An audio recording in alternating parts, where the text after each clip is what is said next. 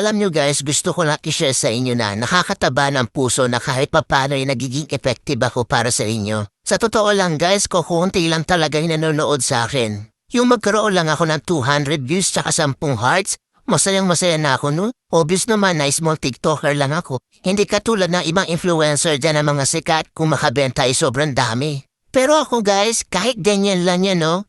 Ang saya-saya, promise. Kahit ganyan lang guys. Feeling ko hindi ako napanghihinaan ng loob.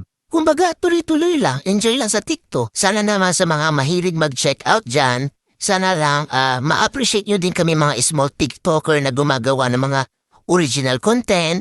Hayaan nyo na yung mga influencer, mayayaman na yun. Yung tipong sila naka-iPhone 14, yung mga video camera nila, gaganda.